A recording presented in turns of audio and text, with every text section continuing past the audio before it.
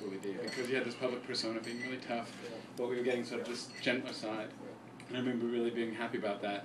And I remember working through your manager to get access, and it was kind of like I did feel like we were part of a machine at the time, and we were like the next crew allowed in and that kind of thing. But I remember generosity there, and both families sort of opened up the neighborhoods to us.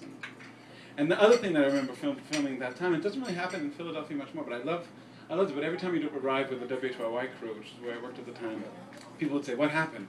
And you say, "No, we're here doing something about Schoolly or Yvette or something in the neighborhood," and they'd be like, "Oh, great. Do you need lunch?" You know, so there's a really generosity that happened a lot when we were filming in the early 90s or 80s, and it was really a very nice feeling. And I remember feeling like, well, Pulsations is also funny. That's where we filmed you, and After Midnight is where we filmed your performance. So it was like these places that are no longer here. Yeah, people remember all the spots. Was it After Midnight? After Midnight. After Midnight. Anybody over 35? I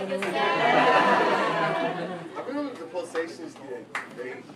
They wanted to know my set list, and they wanted to know how I was going to cuss, if I can keep it down.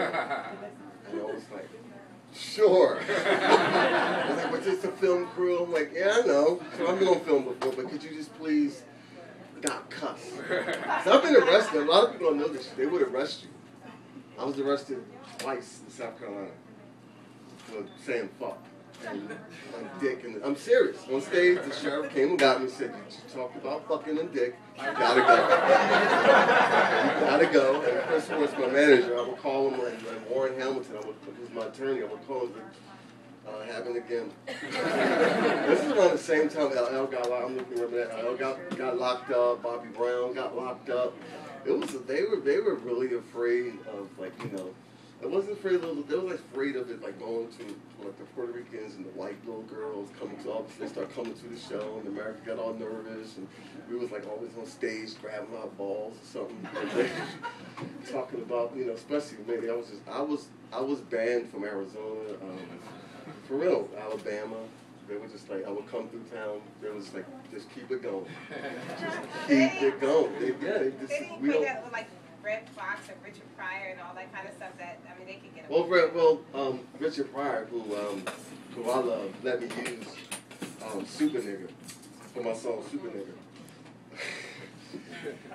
He never let anybody sample him, and he did. And he told me that once you put music to what I'm saying, that's when it becomes illegal.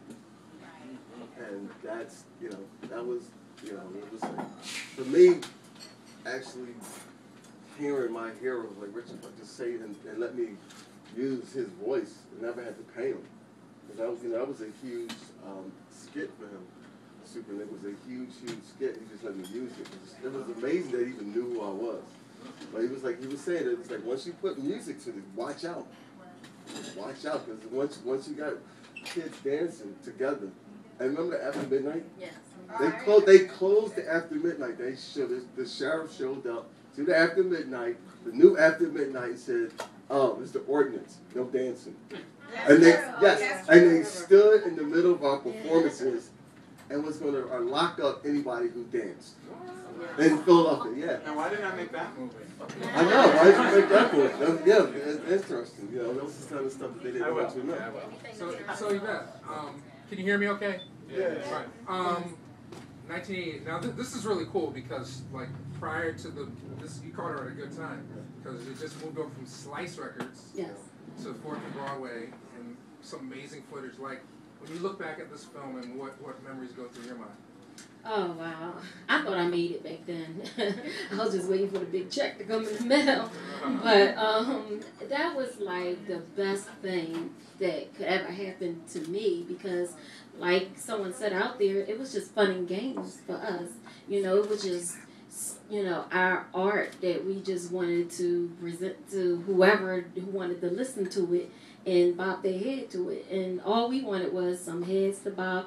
And if we say ho, say ho. And that's all really we were looking for.